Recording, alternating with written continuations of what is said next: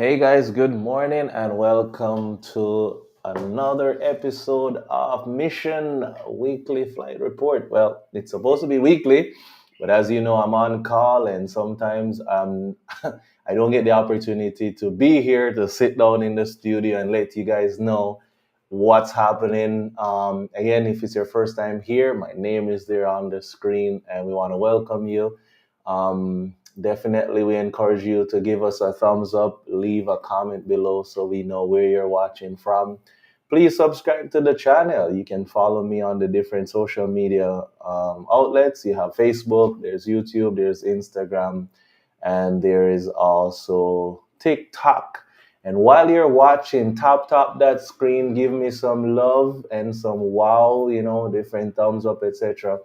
It's really good for my demographics. And don't be selfish. Share the feed, share the live with others along your friends list and family list. Let them know Flying by Faith is live with some amazing mission flight report of some things that transpired between November 3rd until November 2022. Joining me behind the scenes, we will bring them in accordingly. We have Nurse, who helps with the flight, and we have May, who does the avionics update and takes care of all the office stuff. We have Janelle, the missionary, joining us, who is definitely an aspiring flight nurse. And we have some good news and some little updates on the progress of things for her in finding a school so she can study and start to serve as a missionary flight nurse.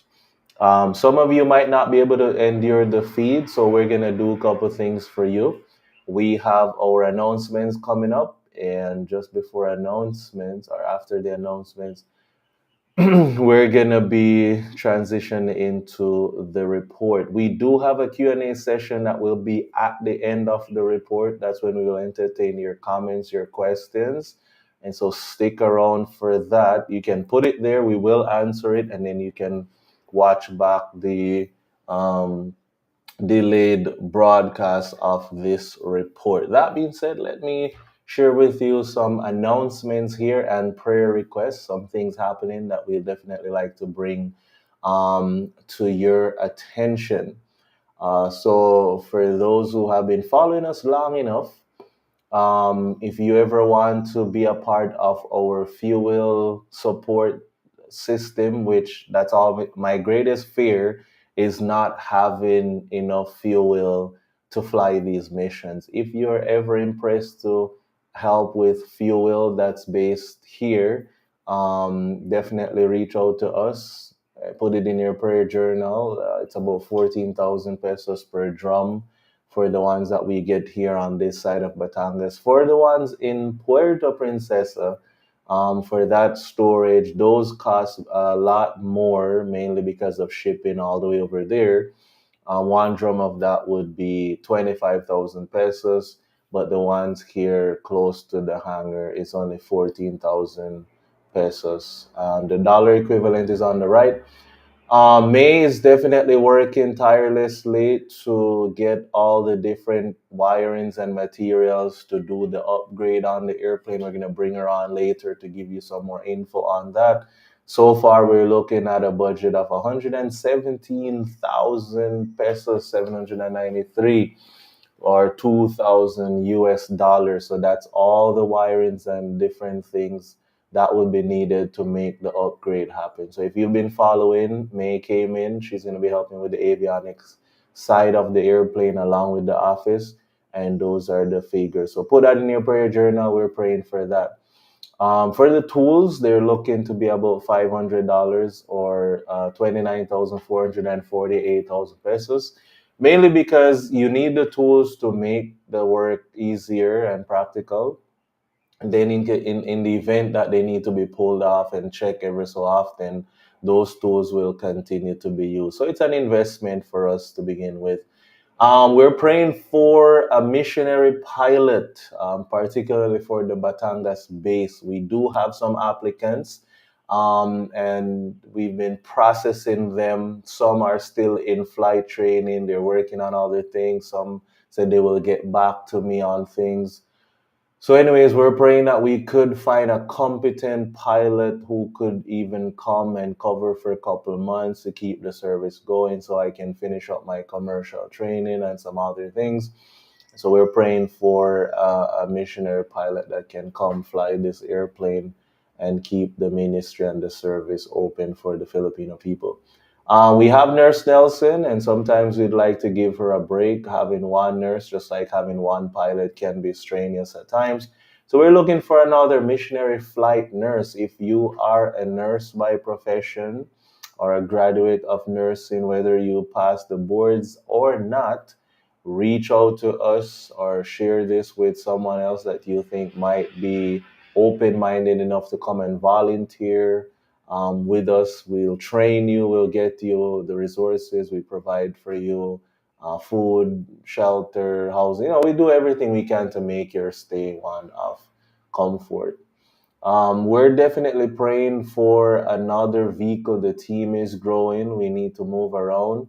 And the current vehicle we have, it's giving some troubles. It needs to be put in a shop for a while to get certain things checked. I think my clutch in particular is going out. There's times it's just revving, but the speed is not accumulating. And due to the fact that I drive to the hangar, which is 10-15 minutes drive to the hangar, having a secondary vehicle would help. It would help with our community-based projects that we're going to be doing by feeding the poor and bringing our neighbors if they have doctor appointment and they don't have a vehicle. So we're going to be doing that, and then it's a backup for this one as well, so we can get this in the shop. We're looking at about 350,000 pesos, a little over $6,000 to get a vehicle that's practical that can carry up to 7 people, because the team is growing, and in the event we have community-based missions, then that vehicle can be useful as well.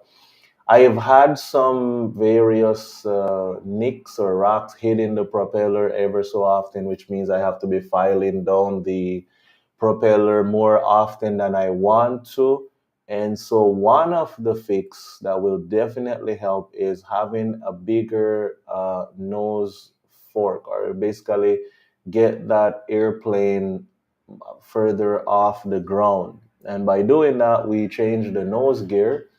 So the nose gear fork, we get a bigger one. We've already found one. It's $3,500 or 206,135 pesos. By having a bigger nose gear fork, we can put bigger tires on all three sides, right? Pray for our airworthiness renewal document processing for two planes, the 206 based out of Palawan, and also this one that we are flying, RPC 1282. We've submitted all the requirements that they've asked for, and we're just praying and hoping that they can expedite the inspection and the different things. Next month is the last month for me to use the current life raft. It's a 4-man raft that was bought 2 years ago. At the end of this year, December this year, that life raft needs to be re-inspected. All my trips from base require me to have this raft because I fly over open water. I already talked to a shop that does the re-inspection and recertification. It will take them a minimum of 3 days, which means for those 3 days, I am not going to be able to offer the service to anyone in need. So we're praying for a couple of things. We don't have a quote yet. The last time I did it 2 years ago for the other airplane, or a year ago rather, I think it was 7,000 something pesos. I don't remember the figures. But anyway, keep that in prayer, and we hope that when we do have that downtime, we won't lose any lives in the process. So those are pretty much all the announcements. And one takeaway you can get from that is we're looking for the Lord to bless us financially to cover for these expenses. And we're also praying for the human resource so that as He provides those financial blessings, then we have the right people and the right team to take full advantage of those different things. All right. That being said, we're gonna get into the report here. Um, yes, and we're gonna kick things off with some videos. So I do have some video clips that I'm gonna be sharing with you guys. Some of them, just to give you a heads up, they will definitely touch your heart, and so just be prepared for that. We're covering this report from the 3rd of November until today. So you're looking at almost what, 3 weeks roughly. And that's because we've not been home. I remember like spending time, like 2 weeks, 2 days out of the week, and then 3 days at home. So it's been very busy these days. First mission we kicked off with was a cadaver transport. Sadly, the patient didn't make it, and we were asked to transport them. Now, this one came very close to home, mainly because this was a patient before, and I do remember it was the young lady with her dad. We brought them out of Coron. We took them up to Sangli, and unfortunately, we got news that the dad didn't make it, and so we were asked to bring his remains back home so that the family can have closure. Mikey was with me for this mission. He's did a really good job to give a thorough detail of it. He's already edited it. It's all good and ready to upload it. So stay tuned to the channel. You should be seeing that full vlog on all my social media accounts, which is Facebook and YouTube, but it won't be on TikTok or Instagram. So that promises to be a blessing. It's not the most exciting missions because we always want the success stories. And so when we don't fly to help save lives, we also do missions to help to bring closure to the family. Our next mission here, after we got that done, the next thing we started doing is the end of this year, our airworthiness certificate will expire. Actually, January 6th, or right after the New Year's next year, our airworthiness will expire. So I got May, which I'm going to bring her on here. May came in, and we were able to fly along to basically get some work done on the airplane. So weather had its challenges, but we were able to. We packed our survival gear. We were prepped mentally that we might have to camp out there in Clark for the overnight. We got there. May, tell us Yes. what was your experience like? Hi, welcome. Hello. Yes. So that mission is a pretty quick one because we got there at Clark Omni and by 1 p.m. So we got that mission pretty quick for in just 3 hours. So by I think 3 or 4. So 4 p.m. we got back to base and yeah, I was doing the assisting process to the tests and the inspection, and it's all good. It's a Nice. success. Nice. Yeah, it was pretty quick. By the, do you remember them? I don't remember. There was, oh, they made some adjustment to the transponder. So for those watching, what were they testing for? When you do the pedostatic, etc., what are you looking for with these instruments? They test for the difference. Yeah, if there's a deviation on the instrument, so they adjusted that one, and they put other records if there's a deviation um, on the instrument, and if there's a leak. Yeah, that's what they're uh, inspecting. Oh, nice. Well, appreciate that. Yeah. So it was a pretty quick one. Getting in there was very sketchy. I almost got my license into some trouble, but I had to make some phone calls and explain because I've never been there before. And, going into a new area has its perks and its challenges. We want to say special thanks to everyone there at Omni. Shout out to Cap Darrell who made that mission possible. These guys are, yeah, I got there, lots of students. You have AMT, EMT, and student pilots and instructors. And when I landed, I felt like a celebrity because they just teamed up and they just wanted to take a photo. Hey, we follow you on TikTok, up, and we were watching you coming in.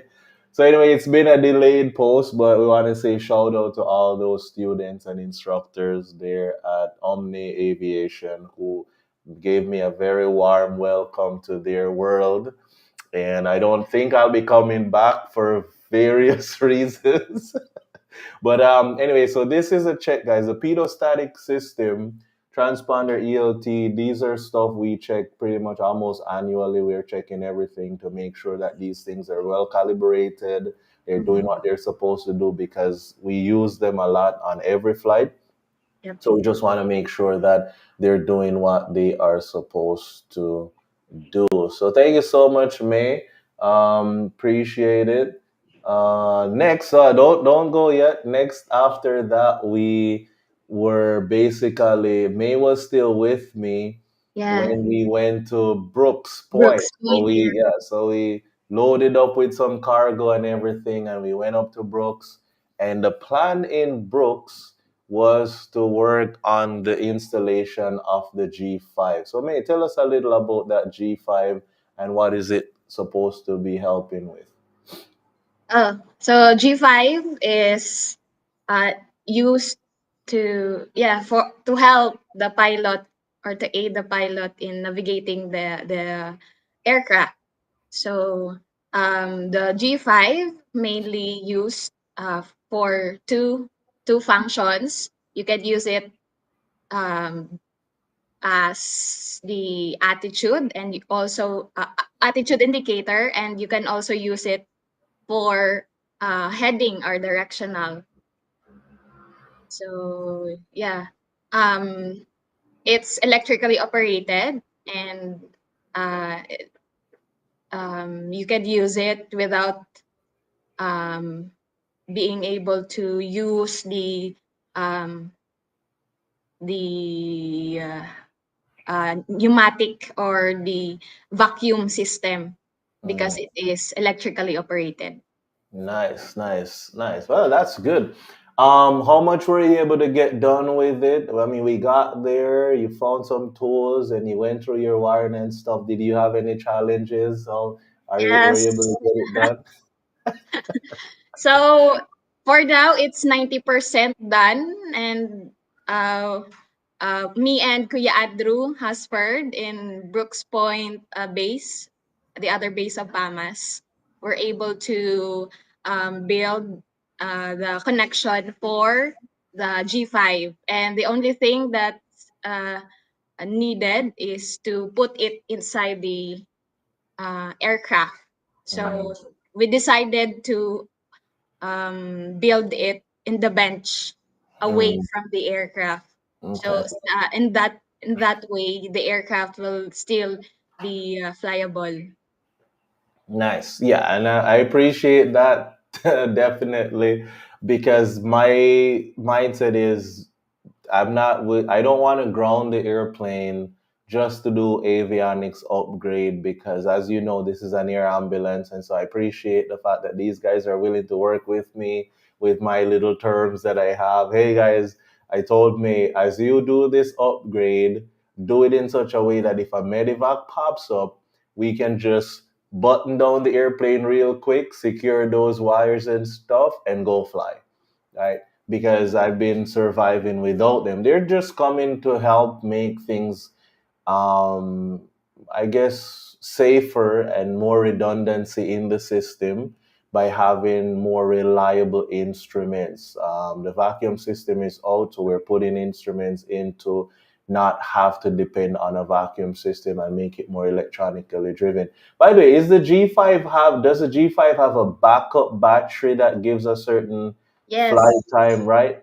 yes, there's a backup battery in case Oh, of electrical failure in the oh, system of the aircraft. oh, good, good, good, good. Yeah, I'm like, because I know what's this? The The Um, other one that I'm using up top for my Attitude now, AV30. The AV30 does have a backup battery. So in the event that there's electric failure, they have a backup battery. I think it gives about 45 minutes or so flight time before you need to like charge it again, which on average that should be enough time. But with instrument flying, guys, we did learn partial panel in our instrument training. So in the event that certain instruments begin to fail or be unreliable, there are secondary instruments that you can cross check with to continue to be safe. So a failed instrument should not lead to a crash if you are instrument rated and proficient. And that's just some extra information for those who are tagging along with us who are pilots and understand, or aspiring missionary pilots. And some, I am followed by a number of student pilots as well. So every now and then I share info that they can benefit from. This is a landing of my mentor. Many of you might have seen that I posted that he had a motorcycle accident. This is what he is flying, and I have some good news for you guys. As soon as he is proficient enough, he's a CFI, he's new to this airplane, he's flying it up and down the mountains there in Palawan. As soon as he has enough hours and experience and he's competent to be in the right seat, he's going to be helping me to have my tail wheel endorsement. And one of the things I want to do is fly this airplane between the lowlands and the mountains of Palawan, bringing supplies, medevac, and all those things. It's more mountain flying, but I'm excited because the operating cost for this airplane is unbelievable, right? It uses MOGAS basically, and when I say MOGAS, I mean the fuel that they use for this. It's an experimental airplane. They just go to the gas station and get fuel. That's what the engine uses. But and so the operating cost is like so. But practically speaking, you couldn't use this airplane on the roads that I'm using it. They're more for the lowland to the mountains. Round trip is like 15 minutes or less, and they can haul about 500 pounds of cargo. So imagine you're up in the mountains and you're making breakfast and your gasol obus na and you call the pilot. He can bring you that gasol from the lowland in less than 10 minutes, right? He can bring you a gasol and you finish making your breakfast or your lunch. Without the airplane available, you would hike sometimes a whole day with that gasol, okay, in order to definitely get something like that. So when he told me the missions that he is flying with the airplane, I said, you know what? I have a lot of respect for tail dragger airplane, but if this is something being used for ministry and helping people up in those mountains, I would love to be a part of that at some point. So we're just waiting for him to let me know how that, when he's ready to give me my tail wheel endorsement, because I do have an FAA license. The plane is still registered to the US, so I'm very open minded to do that. Now he's building his home, and you know me, I love construction. So when I got to the hangar, May is gonna figure out what she can do with the G5 installation. I jumped on a motorcycle and I went over to his place. And him and I, do I have only one photo? Oh man, I only have one photo. Anyway, so we were pulling up these beams here on top. They're pretty heavy. Most of the guys were a lot shorter than me, so having a 5 feet 10 inches guy really helped. And so we were able to pull this from the ground, second story up here, bring it on the top, button it down with our drill and stuff. So it was good that we were able to work along with him as he's building this home for himself and his family. So keep them in prayers. as they continue with their construction. The rainy season is happening right now, and so unfortunately, not much he can do. So one of the plan is come next week, anytime next week we go that direction. He's gonna be putting some stuff, some work on the airplane for me. We finally got the parts from the US, and we decided we're gonna put a priority on it now. So you'll hear more about Cap Ray Sikic, one of my close buddy and mentor and brother and missionary pilot here in the Philippines. As I told you earlier, and I told May, whenever we're working on the airplane with anything upgrade related, we're not grounding it. Just button up your stuff, secure your wires, label, da da da da. Because in the event we're there and a medevac pops up. So we were working on the airplane, guys. We were working on the airplane, and a medevac request popped up. The patient is laying down, so Cap Sharnap was not able to do it. So I said, okay, let's put a pause on the maintenance that you guys are doing, and anything that's not safety or critical, we'll go knock this medevac out, and then we'll come right back, and you guys can continue the work. So Cindy was not was gonna Cindy was the flight nurse there helping out with that flight. We have a video of her and the amazing Doc Badil there in Mapun. For those who might be following me, you know Doc Badil is doing a very sacrificial work there down in Mapun Tawi Tawi, for the different Filipinos down there. It's not easy. They don't have Jollibee and Macdo and all this fancy stuff. And so when they're sick, um, airplane or the boat is your only option. I think they said the boat takes about 16 hours. Now, when you have an emergency in the night or something and there's no boat going tomorrow, because when there's a Mian or a typhoon season and the waves are too rough, these boats are not going. Okay, so airplanes are your only option. So this is Nurse Cindy and Doc Badil just doing the endorsement there of the patient, and then that's our patient. The patient nurse was not with me to give us the details, but I remember it was a pregnancy case, and so something is happening with the baby. And you know what? I freaked out a little bit because I was coming in on the approach. I'm descending, and all I remember hearing was Nurse Cindy saying, "Captain," or she called me Kuya. Kuya, the patient is going into active labor. I said, Lord, no, no, this is my other fear. My first fear was that someone expire on the airplane and I have to still continue flying with a deceased person on board. And so my other fear is one of these pregnant ladies gonna give birth in flight? I'm always praying as soon as a matter of fact, whenever I pick up a pregnant lady, the first thing I always ask is, what are the chances of she giving birth on the airplane? I always ask that to whether it be the flight nurse, the doctor, the OB-GYN, I'm always asking because I'm like, I want to be prepared.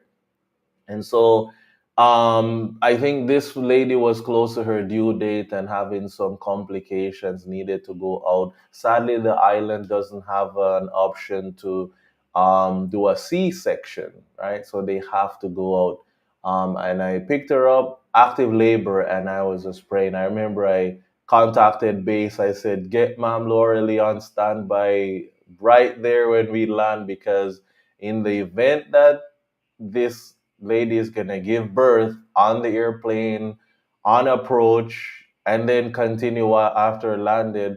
I just want to make sure we have all the medical personnel on board. We were asking, is the ambulance gonna be late? Because so many times it happens, and if the ambulance doesn't show up, this lady would just have to give birth in the airplane. It would be a huge mess with all the blood and everything.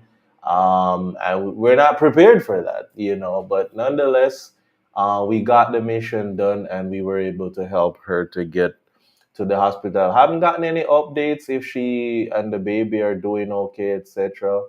But nonetheless, that's just a part of the experience, basically. The other mission that we had was after that, we had some locally stranded individuals who needed to get over to their small islands ASAP. And so we had some guys who tag along with us. We have Mom Laurelie and Ate Pris. Ate Pris is the wife and wife of Captain Sean Knapp, the director there in the Palawan base.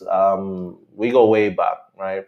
And Nurse Laura Lee is our head flight nurse who takes care of training these guys and getting them up to date with the different things that they need to do flight wise. Now, ever so often, if I go there and I need to go up to Puerto for anything, there's always you always announce it, guys. I'm gonna go up to Puerto. Anyone needs a ride? And Ate Pris and Nurse Laura Lee wanted to tag along to go up to Puerto and get some things done. If they don't fly on the airplane, if there's no flights going up there, you're looking at a 3 hour van ride. Sometimes it can take three and a half because the van makes so many stops. Round trip, you're talking about almost 7 hours. Okay, so flight time, 40 minutes you're there in Puerto. So compare 40 minutes to almost 4 hours of land trip. You're tired, you're exhausted, but on the airplane it makes things quick. So they went up to Puerto and they got some things done and then they tag along back with me. These are the people that I was able to help. They're from Cuyo. It took me 2 trips. I had to get some fuel to keep going. Thank you guys. I've been playing around with this little thing here. It's a little bit faster than the hose, but I think I need to fine tune it some more. I don't know what it needs, but as you turn this, if I'm not careful, some of the fuel begin to leak or drip a little bit on top. So it's a little messy, but a bit more better than the hose because I don't have another battery operated pump like what I have in the hangar. So thank you guys for donating to get the 3 drums of fuel, but now I'm trying to explore to find a more clean flowing hand pump. I don't mind doing this because I get to build muscles while doing it, etc. But that's one of the things I'm exploring now. How can I find a pump that will not be as messy of a thing? And so I had to refuel the plane for the second trip. It was a long day. I ended up flying about 7 hours that particular day to help the 2 groups of locally stranded individuals to be able to get home and make their trip a lot more compared to the boat. One lady had a walker and she was kind of limping, so not coming from the hospital, but senior, fragile, and so the boat would definitely have been a challenge. With the winds that was happening too, sometimes the boats are not going. So if we're not tied up with medevac stuff, and we have time, we're able to help some individuals get to where they need to go. Sometimes it's meetings with the government, different things. So, we're just there. It's all humanitarian for us, and we're willing to help those that we can. So, I was able to get everything pretty hot, but it is what it is. And for Aspire Mission Pilot, it's a sweaty job because after doing all that stuff, I ended up changing like 3 undershirts, guys. 3 undershirts. So if you know, you know. And I have to be just hang stuff here, there, so they can dry out, get all that sweat. I don't have time to stop and go get fancy restaurant food, so I had to press pack me some bound and different things. So that was a huge blessing. I'm gonna bring May back. I think I have the audio for this one. I think you guys might want to hear the audio. So we came back from that particular. I came back from that mission, landed at base. It was a long day. Got up, and the plan is we're gonna go down to Mindanao, where we're gonna work on the annual inspection as a requirement for the certificate of airworthiness Yes. renewal. I told May, meet me at the hangar by 5. May, you got there with your things, and what happened next? Uh, so I get up 5, I think 5:30, and take a shower and go to the hangar. And after that, now there's an medevac. So I wait in the hangar Yeah. for that And that's medevac. that's just life, guys. Everything was planned. I got up and first thing in the morning around 4:45, Captain Sean Knapp greeted me and he's like, "Hey, Dav, I know you have plans to go. Which where we're gonna go? It's a 4 hour flight, right, nonstop. And we want to get there early because it's a place where if you're not there before noon, you're asking for trouble. There's a lot of terrain. Some of them come up to 9,000 feet. There's always cloud and buildups over those mountains. So going in there after noon is never recommended. You're pushing your luck. If you try to go into that place, you might have thunderstorm, heavy rain, zero visibility. And so when he asked me if I can do a medevac, before I go, I was like, oh, this is tight. This is gonna mess with me a little bit. Then there's a typhoon coming. So it's the only day, it's the only chance to go over there. If we don't go today, right, or that particular day, it's not gonna happen anytime soon. So I was like, man, I don't know what to do. But anyway, we made the decision to help the medevac patient first, and we have a clip here. We've shared the reel with you. We're gonna mute the audio, but we just had to definitely prioritize the medevac. So it was actually two. Sean did one, and I did the other one. He took the longer one. The one was going up to Puerto, further than where I did, and I just did mine. Mine is like an hour, 2 hours, 20 minutes round trip. One of the things that I want to share for aspiring missionary pilot is that you're not just asked to fly the airplane. You have to be able to be ready to do whatever it takes to help to get that mission done. This gentleman was here a week, and after flying and everything, sometimes you have to get hands on and be the one to help them get off the airplane, especially when they're a bit heavier. The ambulance crew sometimes are not inclined to just jump in and pull all these heavy people. And that's where I learned how to, fuel the plane and build muscles. It's my gym. Lifting patients is a part of the job. You're not just, well, you're not there to walk around with bars on your shoulder and you're just the piloto and you got this ground crew. You're the ground crew, the flight attendant. If you have the willingness, you can become the mechanic. You're flying the airplane. All these things is an option, and it's a part of being a missionary pilot and Missionary. having a heart to serve. Um, we're going to Mindanao. May is we finally got the mission done. We came back, and then we decided, okay, let's go. So we fueled up the airplane. We're ready to go, and I'm gonna show you guys some photos of the en route coverage, okay, of the flight. Brace yourself. It's gonna look ugly and crazy, might drive fear in your hearts. But this is why we don't look at that, guys. You see all this stuff? This is over the mountains, right? So you have wall of rain. And right here in this little corner, that's our open window of opportunity. I said, Lord, we couldn't leave that patient to just perish. We helped the patient, so I prayed. I said, Lord, it's 4 hours to go. The weather can change. We have enough fuel for 8 hours, but let's give it a try and see how far we can reach. So, on final approach, I'm coming over the mountains and I'm just picking and choosing where I want to go. And I remember I broke out and I saw this gap. I said, Lord, thank you so much. When we landed there, guys, that's the hangar that greeted us. I said, man, I flew 2 hours and 20 minutes to help one patient. Another 4 hours to get to the hangar.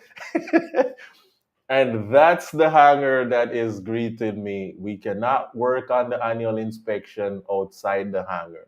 We have to do it on the inside. So these are all planes being worked on. stuff for helicopter and airplane and books and missionary. I mean, so much stuff.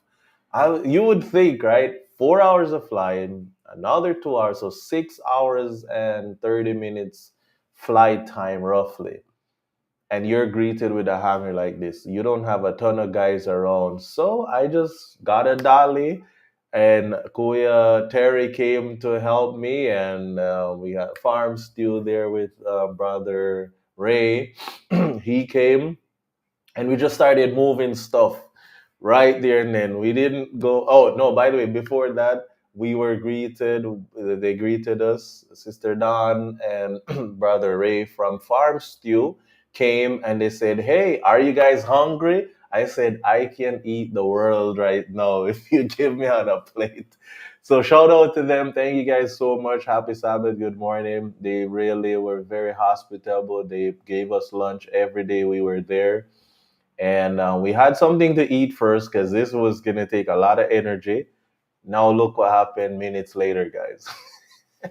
Oh, Right? So that's the before, jeez. and that's the after. Right? So we had to clear all of that out of the way to pull the airplane in so that we can get the annual inspection done on the airplane. One of the perks of being there is I was assigned at this base before in 2018. So when I first came to the Philippines with my pilot's license, 2018, I had only 73 hours, and I could only what's this? I didn't have the instrument, and so I was at this base doing construction. So to be able to see the base, in its completion, hangars there, airplane, da da da da da. I was so inspired and encouraged with that. I said, Lord, yay, this is so awesome, right? To see it. I ran into Doc Texan right there in the market. We were getting our fix, and we ran into Doc Texan. Don't move it. I have a video. We went to the market because after all that work, we have our little cravings, right, May? This is a durian place, okay? I love durian, May loves durian, so we say, hey, let's go to the palenque. I think I have an audio for this one. Let me see if I have audio for this one. Durian season pa rin. Where I am dito sa Valencia City. Hanap na ako, may durian. Ay, sus. O, kita mo, The bukas, sana all, marami pa dito. Ayun. Oh, dako na. So guys, so that's a little side thing for you guys. We love durian. We went into town the same night, and we definitely wanted to make sure that we can have the durian that we needed. So we got our fix, and then the next day we were gonna work on the airplane. May, tell us a little of your experience there doing the annual paperwork. How was that? oh, so being an avionics technician, missionary, so you should not, or you should be able to do some other stuff like paperworks. Yep. Mm. So me and Kuya Terry was doing that inspection. So while Kuya Terry is doing the aircraft inspection for the airworthiness renewal, so me on the other side was doing the paperworks. Mm. So that's if I have things if there's things to ask, like the um, for the work done of the aircraft. So I will be asking Kuya Terry, and that's the workflow in um, Bukidnon in MVC. Wow, that's good. That's nice. Thank you so much, May. Shout out to Joy. When we went over there, Joy was volunteering with AWR the radio station in Brooks, so they had some extra things and they put it on the airplane. So we did a little cargo run so that they can save themselves the shipping and the time to bring their stuff. So she came to collect her things. So more maayong buntag day. Shout out to Joy and good morning. I have a video clip here that I want to play for you guys. And again, it's mainly for young aspiring missionary pilots. As you know, for me, I'm doing the mechanic mentorship program. It's where instead of just being the piloto with a pilot's license, I've decided to really invest my brain and time into once work is being done on the airplane. I always want to learn what are they doing, how do they do it, etc. So one of the things that we do at the annual inspection is the compression test. You want to know six cylinders are there. You want to know if the PSI or the pressure inside or the compression inside is within tolerance, right? Based on the manufacturer's recommendation. So I told Kuya Terry, I want to assist you, but I also want to learn. Here And is so Will Terry, and he's doing the annual Onsaman.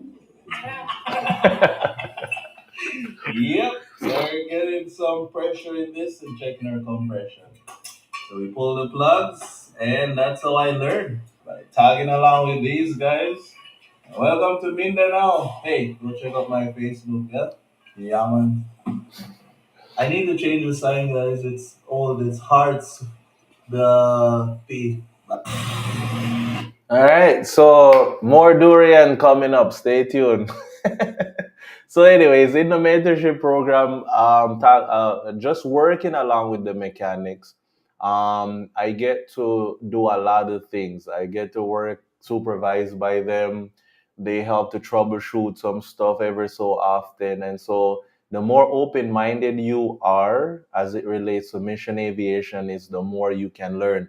I don't have the time to set aside 2 years to go to AMP school. So one of my motivation is I want to learn how to fix and maintain in a safe manner anything that I fly. So when I'm sitting there in the cockpit, my brain wants to go beyond what I was taught in school with the books on paper, but I want to have experience of okay, when I see a certain number on my CHD, my brain should be saying, I know what inside my cylinder looks like because I've gone in there with the camera, taken pictures and video. I know what the head should look like, and that's just me. Every pilot is different, but for me personally, I'm very much invested and interested in the maintenance and upkeep of the airplane, mainly because any sign of trouble, I want to make sure that I know what's going on and I can troubleshoot it and handle that emergency accordingly.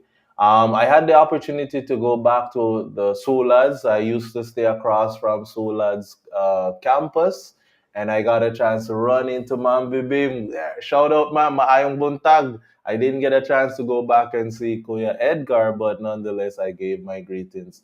These couple were very kind. They used to bring me fruits when I was there 2018 doing construction. They used to bring me fruits and veggies. They even invited me to a long, far drive where I was the speaker and her husband was my translator. So just being able to go back years later where, I had taken a commercial flight to get there. This time I flew an airplane that God has blessed in order to help serve the Filipino on this side. So it was just nice to reconnect with them, share some stories, encourage them, etc., and be able to see their smiles again. That's always something that I never take for granted. So Sulads, if you want to know anything about Sulads, my summary of Sulads is like the Marine missionary, really rough. I mean, the places they go, the people they help, they are like Marines for me. Very intense, a lot of sacrifice. When I talk to Sulads missionaries, my life is so comfortable. It's so nice compared to what Sulad's missionaries have to do. So if you have the time, just type in Sulad's missionary, look at some of their content and the places they go. Some of them, they're in the middle of the ocean where the ocean is shallow enough. People build homes, they live out there, and they eat fish, and sometimes some places way up in some jungles, they only have kamote that they eat in all size and shape. Whew. When I talk to Solas, as I said, Solas missionaries for me, they are like marine missionary, very intense, very sacrificial people. And I don't know, maybe one day I want to do some volunteering with Solas just to get out of my comfort zone a little bit and help people on a sacrificial level. We had some heavy rain that came in, and thanks to Sister Dawn who checked on the hangar, we had to rush out there about 9 o'clock one night to move some boxes around, secure the airplane because the rain came in and it was blowing on the inside. Little flooding was happening on the floor, and we had to shuffle some boxes around to put them on higher ground to make sure that nothing got saturated with water unnecessarily. That's Kuya Terry at work, just getting hands on there, doing his thing. So shout out to you, Kuya. Maayong buntag. Can't say how grateful we are for your help. Thank you, thank you, thank you so much. After we put the airplane together, needed to just take it for a spin up top, and we have Ritish. Ritish is a Indian missionary. Been over here, I think, a little over a year or coming up on a year. Newly married to a Filipina. We got a chance to talk and connect. And I say, hey, Ritish, I'm gonna go up for a little maintenance flight to just cross check that everything with the plane is good. You wanna tag along? He's like, yeah, sure. So Ritish and I went up for about 15, 20 minutes, and I gave him a chance to experience being on the yoke and stuff. And in exchange for the flight, he found out I love Indian food. My flight instructor is Indian. Every time I eat masala, I always remember it. If you ever wanna bring me somewhere to treat me to a meal, bring me to an Indian restaurant that has masala, particularly chana masala, samosa veg, the vegan one, right? And anything curry with basmati rice. That's it. I'll say no more on that. Getting hungry just thinking about it. But anyway, he was nice enough. He brought me some Indian curry after in the evening, and so on. I had that for my dinner. No, I don't get to fly commercially a lot, guys. Maybe that's why I'm thinking about going in the airlines. I'm just kidding. So Kuya Terry and I talked, and I found out that he needs more time to do the paperwork, do the annual inspection, and I have my visa interview. So I'm renewing my temporary residency visa for the Philippines. I have to go to the immigration in person for that interview.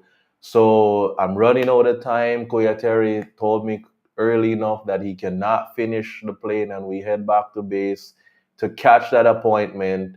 And so I ended up having to buy a commercial ticket round trip, and the plan was I'm gonna leave May. So let's bring back May on screen. I'm gonna leave May for about 2 days with Koya Terry, and they're just gonna have to work without me because I have to go. How was that experience for you, May? There, I'm not around. You can't ask me anything. My phone is not gonna be available, etc. I'm not worried because your phone call away naman eh.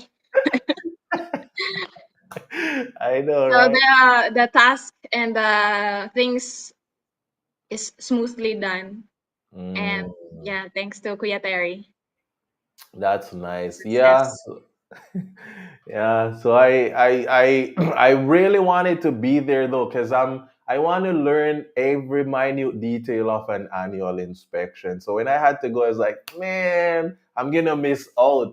But I Yeah. wanted to be there to see exactly what are the checks being done, what else can I learn? Is everything okay? Because once anyone is working on the airplane, guys, I'm the kind of pilot where it's like I tell myself I have to be there taking notes, asking questions, you know, cross checking what they're doing. And so when I didn't have the chance to be, I was like, man, okay, I have to go.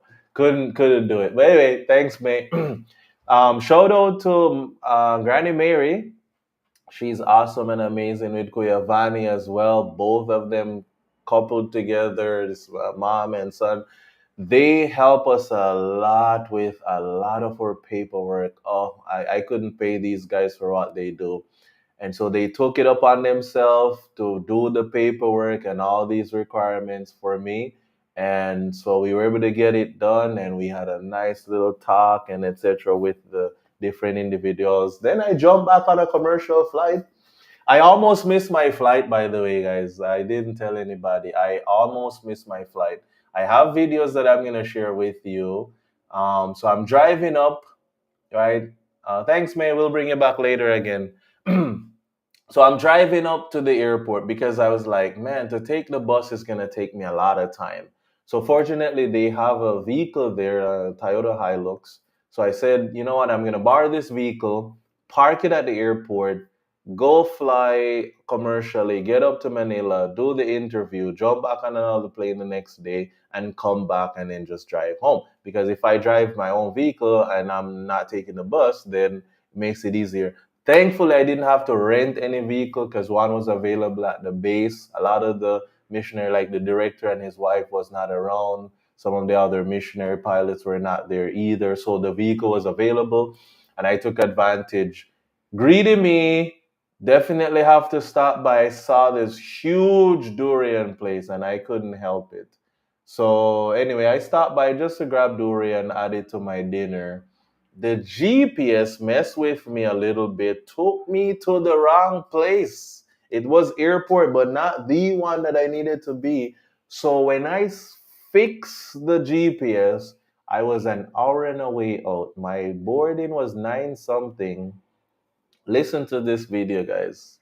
I almost missed my flight. That was close. That was really close. Crazy. Once again, last call for checking, last call for checking, all the passengers. On booking airlines with flight BR25 to bound for Manila. Did you guys hear that? I got to the gate and the lady says, final boarding call, final boarding call for anyone on this flight bound for Manila. I almost missed my flight. That was crazy. I am always privileged to have the window seat all these years. I always had the privilege of the window seat.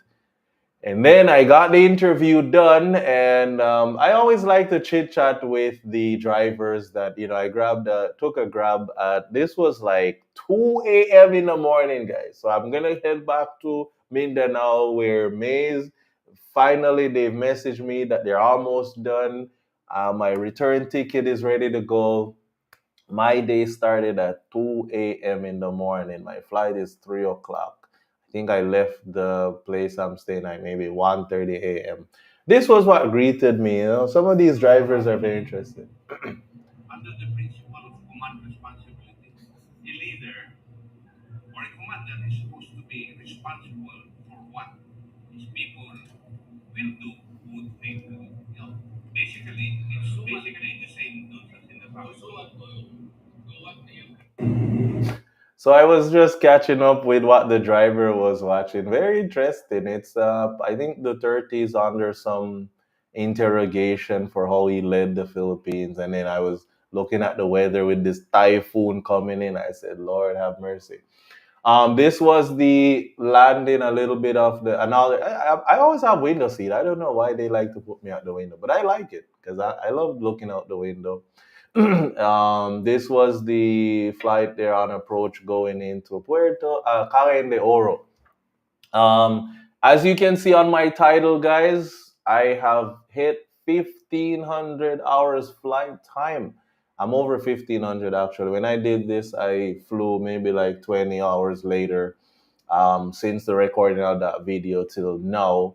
So I'm at 1,500 hours, which means I am now looking for I can go looking for an airline job. Yes, the minimum flight time for you to go into the average airlines is 1,500 hours. So May and I button up the airplane, got everything secure, and we had another plan again. We're gonna go Sambuanga, and then after Sambuanga, we're gonna go to Brooks. There is a lady with a 1 month old baby and a 20 something year old in Sambuanga going to Mapon. So we would help them to get from Sambuanga to Mapon, and then Mapon, we would go to Brooks because there's the low pressure system in the north. I think that was Ray, the typhoon coming through. So anyway, the plane was all done, button up. Kuya Terry doing the final touches on the prep. You can bring me back now for this part. May went off a little bit early to go see some family, and we won't get into the details of that. But when she left, Kuya Terry patiently sat there, did all the inputs and all the stuff that he needed to do. And as you can see, he's a really happy guy. I like his smile. Yes. Awesome. So give him some love, guys. Get in the comment section. Please say thank you to Koya Terry for days and days of working on the annual, sitting down.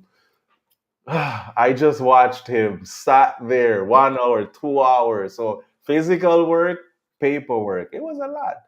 Please give Koya Terry some love there in the comment section. Let him know how much you appreciate what he did to get all the annual inspection and paperwork done. Not only that, he did something amazing. We now have an electronic system to make next year's annual and airworthiness requirement a lot easier. May, tell us a little about that. So we recorded it and um, put a separate document for that one for solely for airworthiness renewal, so that if another renewal comes, Mhm. so it's an easy edit na lang, so we can Mm. access that easily. Nice, nice. I love that. And when because he's like, I have something on my flash drive for another plane, and so he's like, okay, change the name, change the year, the title, the model, everything, and make it relevant to yours. No, we have that soft copy. So come next year, guys, we're not going through much of that headache anymore. Then he also taught us how to document certain things, what are the requirements, what are they looking for, etc, and that gives us a lot of experience. May is here, very good with the office stuff. Like I posted it. If you were not there, May, oh, I would have to do paperwork. I don't have patience for paperwork. So, so having you to take care of all that typing and writing and computer stuff while he was hands on, huge, huge, huge, huge blessing. So you can give some love to Kuya Terry, give some to May as well, because her presence made that trip way, way, way better for me because I couldn't do it. So May, we'll bring you back later. Appreciate you. Thank you so much. Kuya Jerry came and we were talking.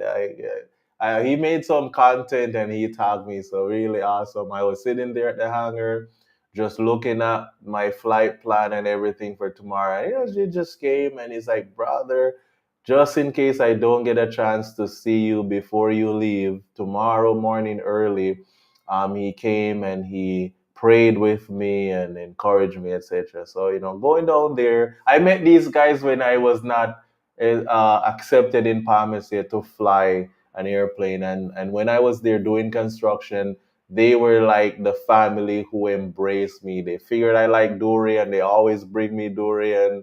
They would come by and we chicken, we fellowship, we eat, and so on, and we keep in touch. So it's a blessing to run into these guys all the time. And it was just heartwarming that he came and he prayed with me. No, we got up in the morning and all that first plan we had, it changed. One phone call from Atipris and Sean, and everything changed again. We're not gonna get to go to Sambuanga, Mapun, and then Brooks. but the weather cleared up with the low pressure system passing through. We're gonna have a tailwind, so that was good. So instead of going to that route around the world of the Philippines, we were able to go straight to base, and I brought some extra goodies for the family and everybody. But it was mainly because there's a medevac request, and when I look at the flight time, it's gonna take me. Let me just look at the log sheet here. That particular day, yep, 7 hours and 20 minutes. Yeah, 7 hours flight time that day. It's gonna be a 4 hour or so to get to base, and then another 3 hours so to get the mission done. So that's why I find myself with all these hours, guys. 1,500 hours in the logbook. So I'm grateful to be alive after so many years of flying, a couple thousand landing and takeoff. I never take coming home for granted. So shout out to you guys who have been on the journey with me all these years. I'm now up to 335 patients transported, right? So we got to base. I couldn't even drop May and the Pasalubong home. May, gonna bring you back. I got to the hangar after 4 hours of flying, and yeah, May had to. I said, May, you have money. Kuya Gene is there. He'll help you to get a tricycle so you can go home. And we just had to abandon her. Nurse commuted to the hangar because we had medevac. So we're gonna bring May. How was that for you? I ditched you. Sorry. We're gonna bring her back just at least to get her reaction. We did that flight, but we sent her home pretty happy. You got your pasalubong fix. Yes, I have Dorian in me. I have the advantage. But I was really. yeah, Go ahead. I was able to get home naman safe with Paulo. Yes. Paulo. Oh, Paulo is a huge blessing that last week, Ralph. Thank you so much. Shout out to Sir Ralph as well. Paulo, maayong buntag, naimbag na aldaw. Yeah, it's definitely a huge blessing. This was the pasalubong, guys. We have different things because down in Mindanao, these things are pretty cheap, and so being Yes. able to afford them, we were so blown away. Imagine you're buying lanzones for 15 pesos per kilo. Grabe. Mura. And then they're sweet, they're big, they're nice, and I enjoy them. Some can be a little tarty or sour, but it's okay. All right, thanks, May. We'll get up to nurse now. So as we bring this to a close, we got back to base there on the 15th, coupled with a medevac flight. So we unloaded the plane, got everything together, and we have this patient that we needed to take care of. So we're gonna bring nurse in. Nurse had to commute to work. Nurse, you have a driver's license, right? So we can't hear you. Can you hear us? Yeah, we can't hear you yet. Hello, good morning. Yes. Good. Maayong buntag. On sa Mandiay. So What's you that had, again? what was the commute like? Like I commuted with, which the story is gonna come up here. I commuted with Janelle, and it took us 1 hour from the apartment here to get to the hangar. One jeepney, two tricycle. 1 hour talaga. I use van. It's aircon and then it took only 15 minutes. Yeah. Ah, so you get a van from your apartment straight to Yeah. to And the. then um from Flying V I stopped there at Tuwi, then another tricycle to the hangar. Oh, wow. That's why we want to get another vehicle, guys, so we can go. It's easy to commute if you're go light, but imagine you had to bring an oxygen tank with you, your medical bag, your survival gears, and then you're gonna take that commute. Good luck. Very challenging, right?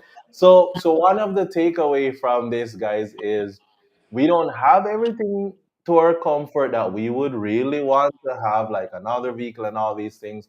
But one thing I like with the team, even they had to do that this week, is whenever these guys have to commute to the hangar to get some stuff done, they're more than willing to commute. One mission this week, which we're gonna talk about it, got up, my battery for the vehicle is dead. I didn't panic or anything. I was like, okay, it's 5 o'clock in the morning. There's tricycle already going up and down the road. Grab my gears and everything. Let's get it done because we are not gonna let not having our personal comfort vehicle allow us to not um fly the mission. All right, nurse. So we got back to base. You commuted, so we saved some time instead of me driving to come pick you up. Tell us a little about this medevac and whatever you can recall from it. Ah, I received early in the morning, 5 a.m. a call because they said we can't reach the office. So I was like, okay, I have to attend to this call. And then I remember as well that we don't have enough fuel for the medevac, Mm, right? So mm, I just like I have to message you on your tracker. mm, Yeah, that's my way of communication. So I'm just glad that Paulo and Kuya Jin is helping me as well get the fuel for that medevac. So mm, and yeah, and then my patient for that day is a old and is immunocompromised and hypertensive and had a chronic kidney disease. mm, So yeah, when you are that old, you are immunocompromised, which means that your immune system is weak. So mm, also yeah, and also he had a high blood pressure and then with kidney problems. So yeah, it's like I know, and also the patient is overweight. mm, Uh, mm. All right, interesting. Yeah, I got in and definitely reached out to yeah, Sean coordinated things. So this is Cap Sean right here, by the way, guys. This is Cap Sean who took the time out. Like he landed an hour before I did. This is Nurse Laura Lee. And it's always nice to run into them at airports because they came in on a medevac. I came in and they're always there ready to help. And I remember Sean asking me, "How are you gonna get this guy off this airplane? You know, I cannot pop my seat out." I said, "Hey, this is how I do it. I get in there, we lift, lift, lift, then we just pull and make that turn as we get the patient around." There was a meeting scheduled, so thanks, nurse. I'm gonna bring you back shortly again, and we can get into the other medivacs. So Sean had told me because this was a Friday, so he said, "Hey, walk with your Sabbath clothes because more than likely you're gonna get stuck in Puerto." Because even though the weather was okay and there was another medevac flight, um, I'm out of time because I flew 7 hours and maybe 20 minutes or so that particular day. It was three legs. So one to get to base, the second one to get the patient, and then the third leg to drop the patient off. When I look at my flight time, I'm done. I cannot fly anymore for the day. You get an 8 hour window, but I don't want to do 8 hours. And the second medevac would have added another 2 hour, 2.5. So I'm like, I'm maxed out for the day. So I was gonna get stuck there. The next medevac was a 19-year-old the next morning, but they needed to clear their bills from the hospital, etc. Cop Shawnap was willing to do it, but they were not ready. So the next morning, we were gonna go and get that mission done. So we got up. I got up 4 o'clock the next morning. That was a Sabbath Saturday morning. Last week Saturday morning, Sabbath morning. And sadly, I'm there filling out the paperwork for the flight plan. I'm filling out the flight plan when I got a message from nurse that the 19-year-old patient died, didn't make it. And I was like, oh Lord, this was just so painful for us because we were ready to go. And sadly, the patient didn't make it. So young. So I want to say condolences to those family members. We hope that they'll be able to have the strength to go through their bereavement time. So we got into our clothes and Sabbath attire rather, and we went to basically church. So there was a year end, I mean a 15th anniversary celebration of Palawan Mission. The speaker is Bisaya, so he was definitely speaking a lot of English. He transitioned into Bisaya at one point, and then he definitely spoke some Tagalog as well. And while we were there, we got a chance to run into Pastor Melky and his friend. For those who have been following me, I mean Pastor Melky and his wife, and some other fellow missionaries, etc. We ran into different individuals there at that meeting. Palmes got a slot to share our video of the work being done in that island in Palawan under the Palawan mission. So it was just amazing to run into everybody. We had fellowship and food. Um, the speaker and his wife wanted to take a photo with me, so I was more than happy to comply. And I ran into some people I hadn't seen in years, right? So that was a huge blessing for me to dialogue with them, interact with them. They fed us because it's Sabbath. We couldn't go to a restaurant per se, so we were at the mercy of whatever food was provided for those who attended the meetings. The next day I had another medevac, but before we get into that, there's two video clips that I want to share with you guys, and then we're gonna bring Nurse back the um, to the report. Let me just back up this a little bit, guys. I'm handling some techie stuff with sharing the screen, so pasensya na po. Okay, there we go. So this was the patient the Friday. This was the 15th when we came back to base. This was the patient that we prioritized to help. Thankfully, the weather held out and we were able to get the mission done. The police came and they helped as well, not just paperwork and double checking the safety and security, but they will also help physically to unload and load patients as well. That's what my mentor flies up in the mountains, and that's where I want to go. Guys, you see how beautiful that place is? I mean, it comes with malaria and poverty and struggles, and they're cold, pneumonia. Some of the babies end up dying due to how cold it gets up in the mountains. But that little airplane, so I'm sitting there and I'm watching this report.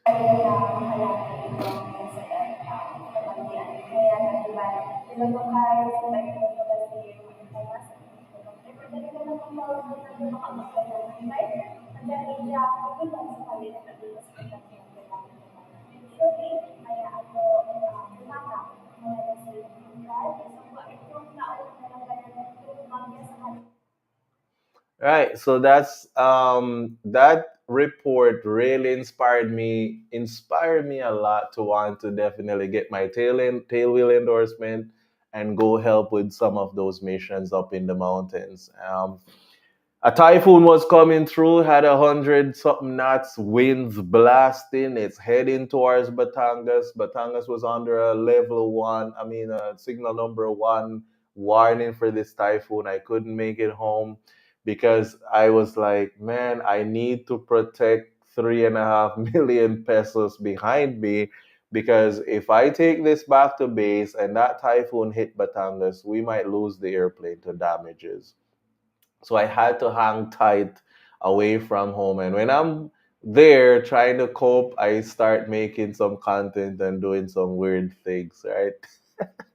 So the tank is empty, but again, for aspired missionary pilots, you come to this job with all the muscles you got. If you're a weak person, we put it in the announcement that we're looking for a missionary pilot. So I'm just giving you guys a taste of my life and what you have to do to get these missions done. There's no ground crew at this airport. This is not a commercial world where you just show up with your bars and all that stuff on your shoulder and your flight bag and your nice shades and you just hang out and go on TikTok, Facebook and have fun. And no, you're the ground crew and you have to come to this job with all the muscles you got, right?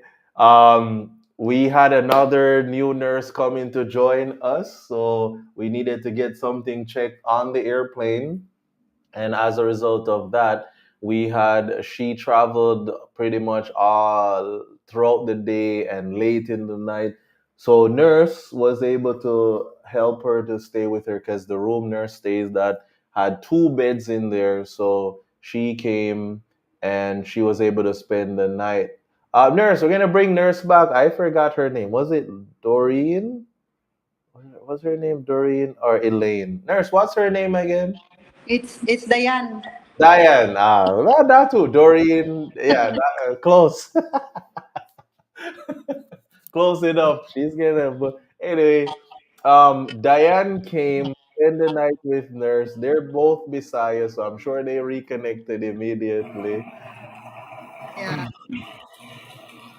And she brought all her Dalawang things. pasahero. She brought all her things with her that she's gonna need. I think she's gonna be committed to a year there in Brooks Point, Palawan base. So welcome, Diane, to the Palmas family. I'm happy that I was the first pilot for you to fly with. Early morning, guys. We started our morning early. We were at the hangar airport around 5:15, right? And because of the things we had, we couldn't take one tricycle was not gonna bring all of us with our stuff. So we had to get three tricycle. I went ahead, told nurse I got another one for nurse, and then they have another one. And somehow Diane's tricycle was gonna take her to the other side of the airport. So we had to call and text, and then the guy turned around. What happened there, nurse? No, it's just that the tricycle driver don't know. She thought that she'll be going to international airport. Mm, Yeah, the driver brings her there. So I was like, I'm just glad that I have her number. okay. Yeah. So yeah, and then the driver also don't know where the Pag-asa is. Yeah. Okay. Okay. All right, that's nice. So yeah, that helps. I have a clip here. Guys, we got to nurse, okay, thank you for joining. We'll bring you back. And I think they said your chair is rocking a little bit, swinging left and right. All right. So that being said, this is a moment that I was able to capture on camera. So, nurse, we're gonna bring you back for the other two medivacs that we did, so you can tell us more about that. Don't go anywhere. Stay tuned. We're gonna bring Nurse Nelson right back for the other two medivacs where we're gonna finish the report. I have a clip here that I'm gonna play for you guys, that captured the moment, right? And then we're gonna go from there. So, nurse, we're gonna bring Nurse Nelson back shortly. I want to play this clip here, for you guys to be able to capture this moment. So, this is a new nurse, and you can write a whole book about Diane's experience. I was so glad I was recording because it's after watching the video that I saw what happened. Let's see if you guys will catch it, see what I saw. I am thinking about the same thing too.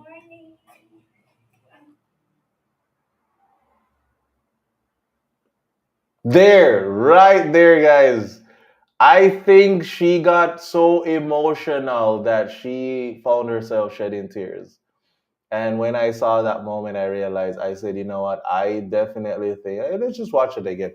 I think she was definitely praying because we just met her, help her to make the travel a lot easier. She greeted Nurse Laura Lee, who would have been in contact with her. And right there in that moment, she's drying her eyes, praying, feeling so blessed. I'm finally happy to be here. They got her luggage and stuff, and she took the time out to just give us a thank you wave that we help her to get there.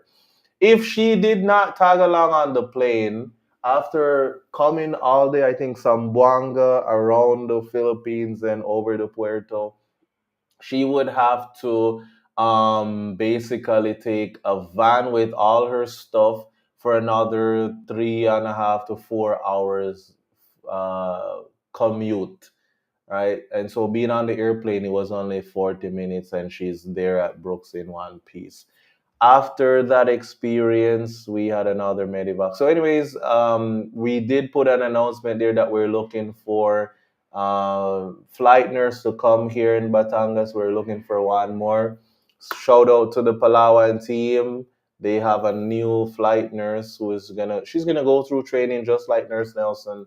She'll go through intense training that can last up to a month to get her up to speed with what's happening, what are their responsibilities on the airplane.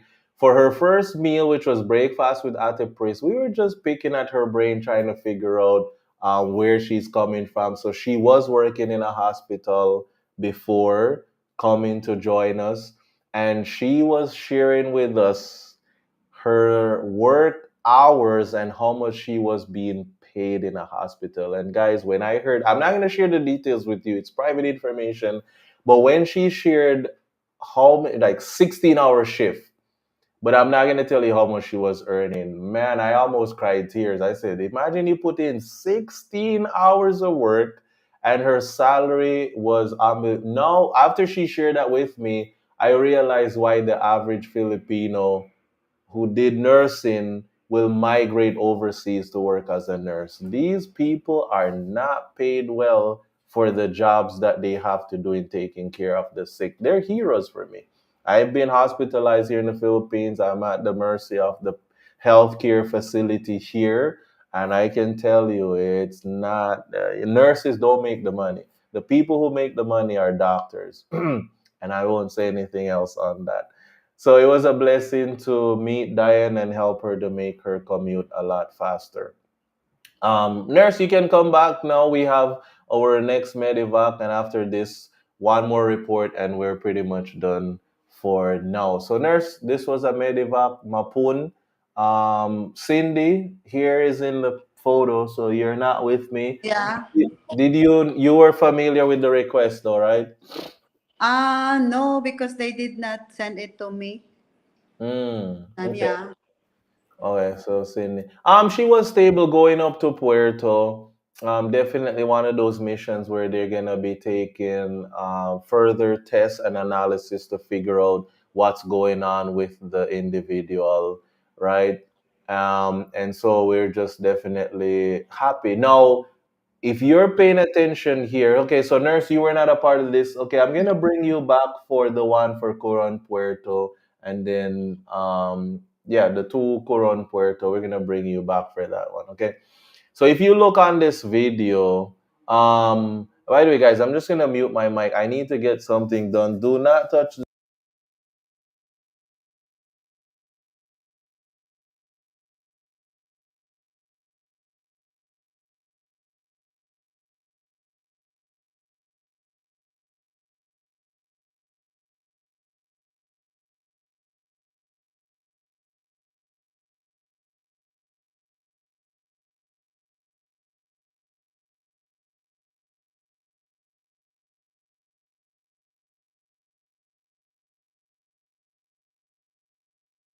I'm back, guys. Thank you so much for waiting. Okay.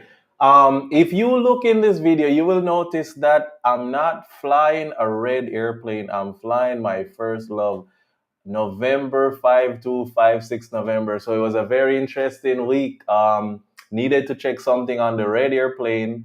So to get this mission done, the pilot who is assigned to it, he wasn't feeling so well. So he asked me to do the flight. I haven't flown this airplane in a while, so it was like I'm excited. We took it up for a lap in the pattern first, just to familiarize myself with the airplane again, go through the system, double check everything, etc. And transitioning from the red to this one wasn't so hard because they're both the same 182 engine monitor, similar setup to the red one. But it was just awesome to be able to fly it again. I went on memory lane a lot, remembering back in the pandemic when I was assigned to fly this airplane. I put like 365 hours on the thing in 8 months. and it was just intense, right? So it was a blessing. Over 200 plus patients. You guys on my page partnered with me a couple years ago to buy a graphic engine monitor for it. That's still working. The engine on this airplane, which cost $15,000, five was already donated through the other missionary pilot, and then the other 10, um, basically, you guys partnered with me. We prayed, and God bless, and we were able to get the other $10,000 to be able to get the engine. That's the same engine that is on this airplane. It's registered to the U.S. I have an American private pilot's license, my high performance endorsement, along with an FAA medical, second class medical. So I have that, and it's good to jump back in it and utilize those license and medical to be able to fly this particular airplane to get the mission done. Cindy was the one with me. Patient's pretty stable, but definitely on that island, she couldn't get any other care for her medical needs. And so going out was the best option for her, to be able to get the help that she needed. When I'm at the airport, I do get to see all these planes coming in because, as some people refer to it, it's the airline itch. You start itching to go to the airlines. Maybe I'm having that. I don't know. I definitely would like to have that King Air though. Pray for me, guys. But for now, I'm content with flying 182s. They're the best airplanes ever built. This was the other medevac that we were doing. As we bring this to a close, it's Coron Puerto, with Nurse Nelson. So, Nurse Nelson, we're gonna bring you back. I'm gonna refer to this place as the Lapu Lapu Airport. Okay, this is the Lapu Lapu Airport. The lapu-lapu fish plane is here, guys. Lapu-lapu. Sana all may lapu-lapu dito. So, thank you guys for commenting in the comment section. Now I know the Lapu Lapu is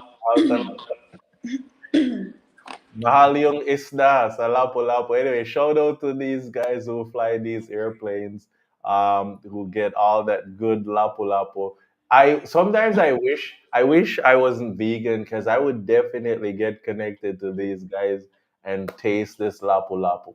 If you're from Jamaica watching this content, Lapu-Lapu is equivalent. It's our red snapper fish, red snapper. That's what it is. I had to dig in. What is Lapu Lapu? Anyway, shout out to those guys. They are always giving me heads up with weather and different things and what's happening at the airport. With that medevac, Nurse Nelson is here to fill us in on the details with that. Nurse. Yeah. Coron to Puerto, this patient is multiple injuries secondary to motor vehicular accident, and this patient had hematoma on the left eye, which or black eye, and Hmm. then he had also a broken bone in the face. It's because of he is intoxicated while driving the ano what's this um, motor bike. Oh wow. Yeah, and this is the patient as well that ano vomited in the inside the plane, and I wasn't. Hmm. Yeah, I was like, because I told him, but that patient really was like still disoriented. Yeah, because of the injury in the brain. So Hmm. it's like, yeah, so it's like he tapped me, but he just pointing his his stomach. So I thought he had a stomach problem, but he just want to vomit. So it's like a good thing. I give him the what's this, the cellophane, and then um it's just that he just vomited all of a sudden, and then yeah, that was the experience for, Hmm. yeah, Wow. just Yeah. glad I had my my gloves, yeah. Well, again, aspiring pilots, that's the cockpit. It's good to sit there and log 1,500 hours, but I tell people it's dirty work because as soon as, I mean, I was flying along, I cannot look at someone vomit. If I see someone vomiting, it's just natural of me to want to throw up as well. And I remember I looked away, and all I can remember hearing was nurses pulling plastic bag off the roll. So we always have a roll of plastic bag, or they call it cellophane, you know, and she was popping that. But then whatever is happening in his stomach, the airplane was really smelly. And fortunately for me, right beside my leg, I have this little pouch here, and inside I have mask. Okay, I had to grab a mask and just mask up because the stench inside the airplane was a little bit too much for me. And as I sat there in that moment, I realized this is dirty work. I mean, people think it's so glamorous and wow, Sana, all you're a piloto, you get to fly. But when patients come with wounds, sometimes they come. Especially, I noticed nurse with the motor vehicle accident or motorcycle accident patient, due to how badly injured they are, they're bedridden, hospitalized, they're not able to like get a shower. Okay, so sometimes when we pick them up to transport them, they haven't gotten a chance to be showered. They're sometimes in the same clothes. The stains of the blood is all over there. You can smell all that dried blood. Sometimes they have a lot of wounds. I remember one guy, his hand still had the water coming from the wound mixed with blood, and it's going on the side part of the airplane. We had to tell him to cover it, but you're smelling and you're taking all that stench in. And I said, whatever people think this life has that's so glamorous, good luck when you get here, right? It's not as glamorous as you think. The airplane, especially when people vomit, and then it's not like a car where you pull over and you throw up and you throw it out or let them vomit. You cannot pull over. You're over the ocean. You let them throw up.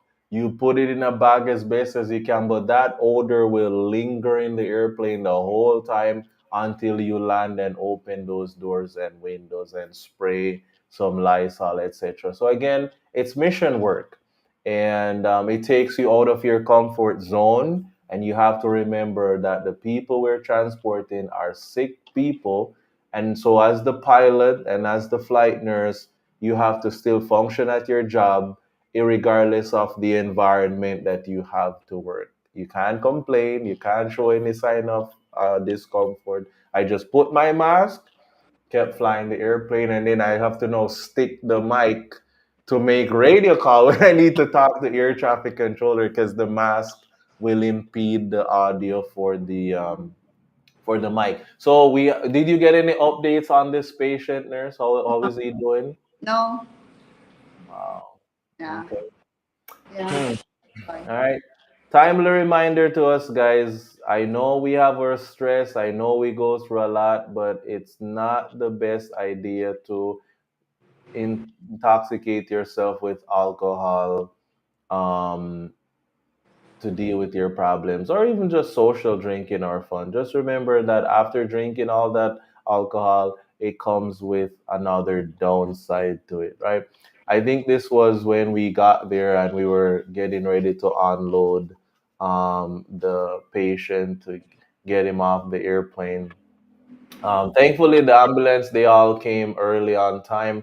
A little extra side note, okay, nurse, thank you so much. We'll bring you back for the final medevac, and then we'll wrap up the report for this week. So I don't know if anyone knows what's going on, but I don't know if the Philippines is partnering up with the U.S. for some military war are happening. But I was at the airport and I saw this airplane coming in. It's a C-17 military aircraft coming into Puerto Princesa. Two of them came in actually. Massive bird. They're just huge monstrous stuff. And yeah, they came in, and again, yeah,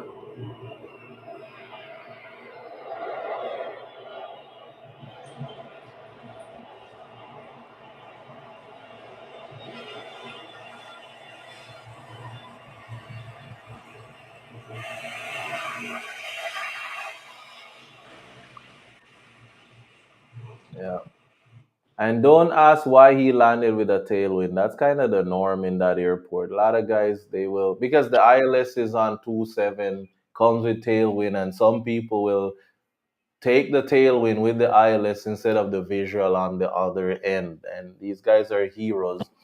Flying out there, we have to be careful because again, there are a lot of military activities happening. This island has a lot of military bases, about four different military operations area. Whenever they're active, they always give us a heads up to make sure that we are safe and we know what we're getting ourselves into. We had another medevac that was definitely in the pipeline. We had to just get some stuff done. One other mission that came up was Brendan, our missionary pilot there in. Oh, before I go, I forgot. Shout out to Mam Haripa who keeps me well updated with Tandok. Right. So when I did that mission, she brought me some plantain. We have it downstairs waiting for it to ripe. Tomorrow morning I may make some. So thank you so much, Ma'am Haripa. Salamat po ng marami for the Tandok Pasalubong. On this cart, so we had another medevac that was confirmed that we needed to get done. And to save time with it, we decided to go up to Puerto. So we top off the tanks with fuel. We brought some extra. So inside at 25, we had 65 in the main, 25 in bottles. And then on top here is the cable for the helicopter where Brendan will be doing airdrop missions in Mindoro. He's having some challenges with his battery, and so this is a battery that God bless the means. They were able to buy a battery for the helicopter, and this is the net. His cargo weighs 100 plus pounds. This fuel, you take 25 gallon, you multiply it by six, and that's what that weighs. Nurse and I, full tank of fuel, 65 gallons. We took off, no problem. And that's why I like a 182. It's a beast. If it fits, it will carry it. That's what they say about a Cessna 182. So we went up to Puerto with the cargo in preparation for the missions for the mission for the next day. And also trying to head back to base, right? So we got in, and definitely I got up in the morning ready to go do the mission. And we're gonna bring Janelle in for this one. Janelle is on standby already. We got back to base after how many days we were out, and got up in the morning. I told Janelle, I'm gonna take you flying. Let's get this mission done together. And we have some clips, guys. Nakopo. Imagine, I call this a very ironic mission, right? Because I'm bringing a battery to Brendan because he's having battery issues with the helicopter. I got up at 5 o'clock in the morning, ready to start the patrol, and I have an audio clip. Ito na Yeah, guys. So it's about 5 o'clock in the morning, and I woke up to a dead battery. So now I'm gonna commute to the hangar so I can get this mission done. One of those mornings. Yeah, man.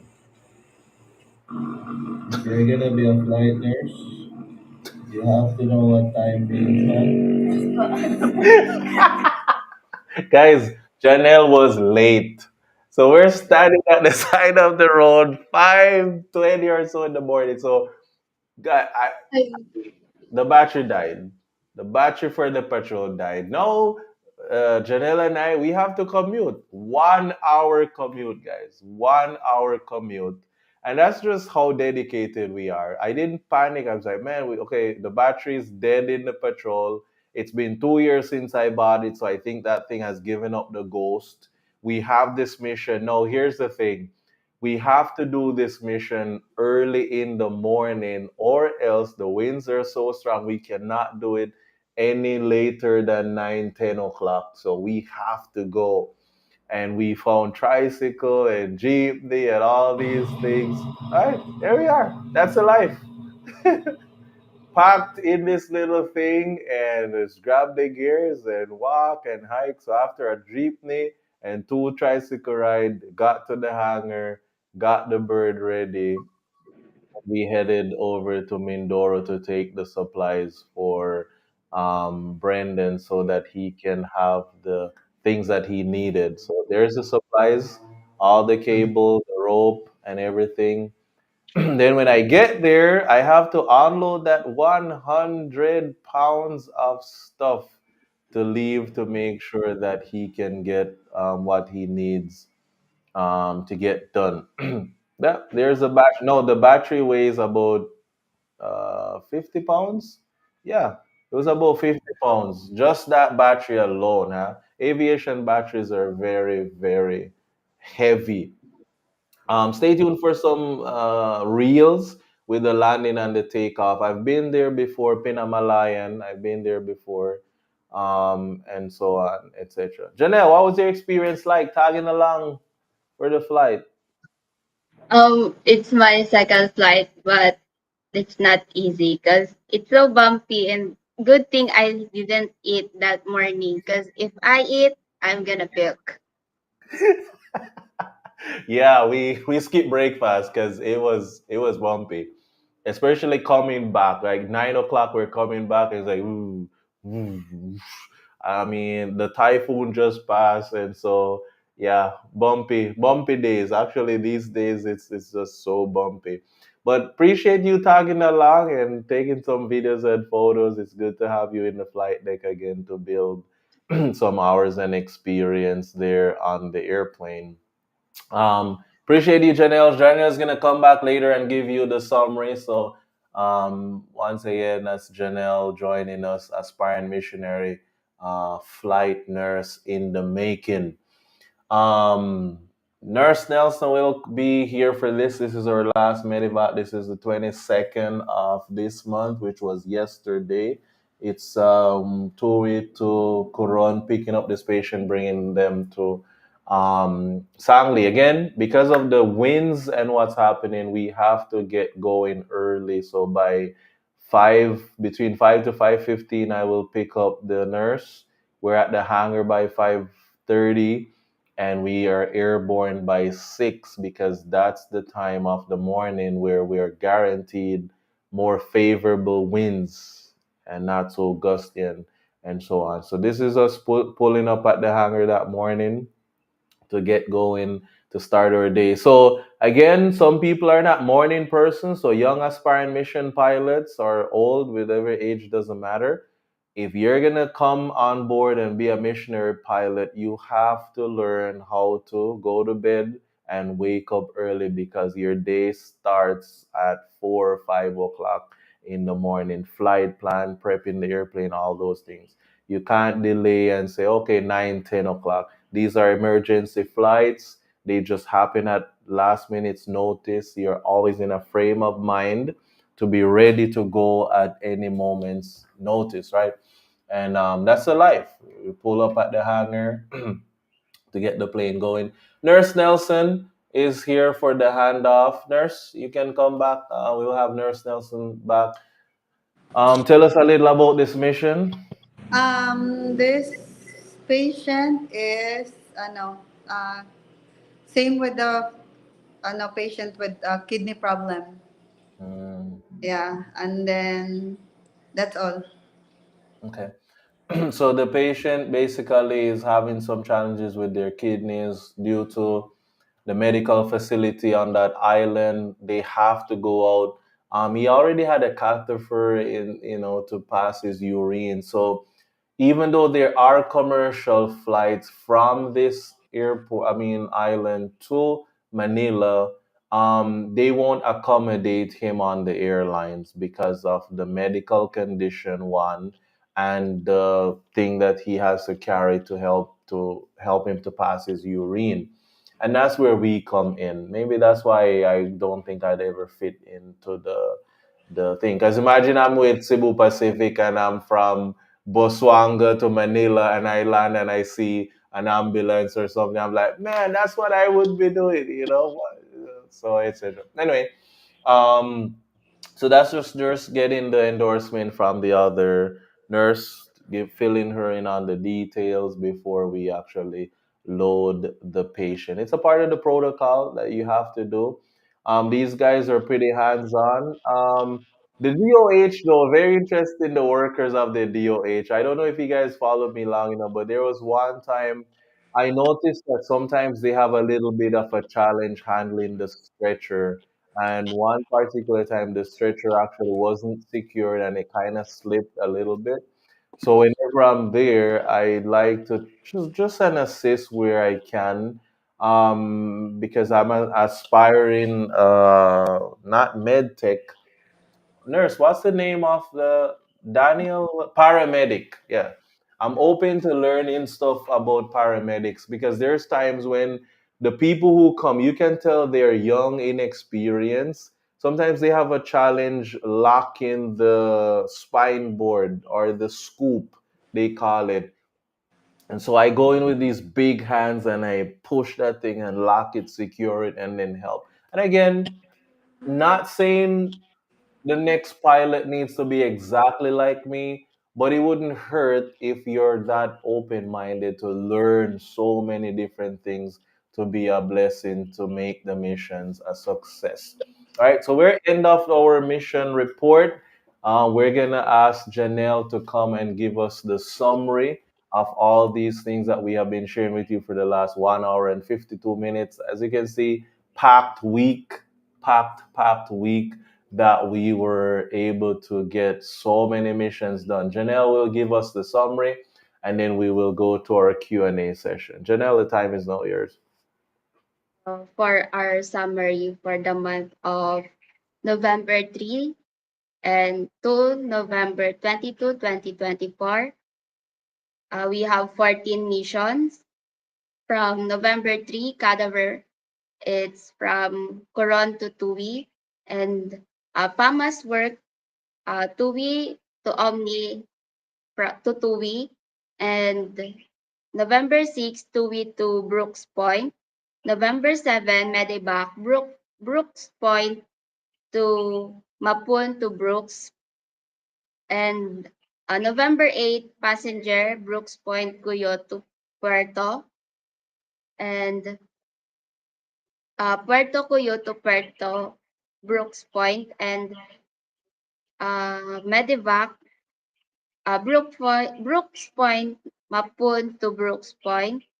And Brooks Point to NVC. And MVC to TUWI on November 15. Medevac, TUWI to Coyote to Puerto.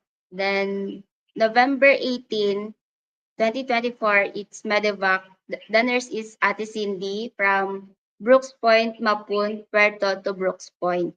And on November November 19 is Coron to Puerto, and November 22 is Tuwi, Coron, Sangli to Tuwi.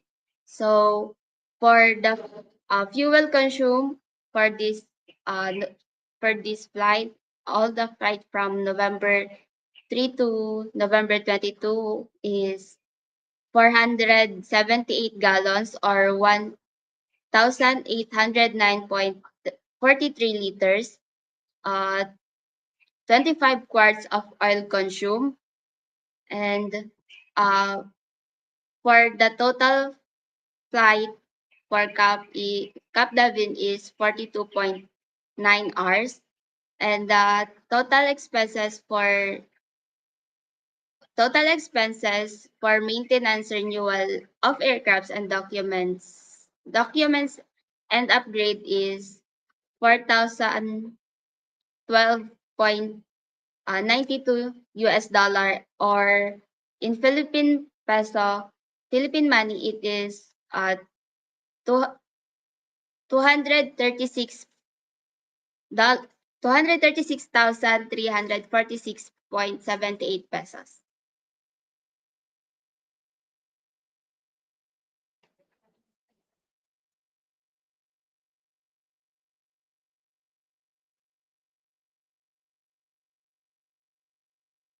very much, and we'll definitely hear more about your story. So that's the summary, guys. As you can see, lot of flying time, a lot of missions, a lot of people being helped, and all of that effort comes at a price. But thanks to you guys for continuing to partner with us, we are able to make sure that we keep going, and we couldn't do it without your partnership, without your prayers, and without your support. So for those who have donated from day one to help me to go to flight school and get the license, those who have continued with me, those who have come on board after I got the license, just flying other planes, building hours and experiences.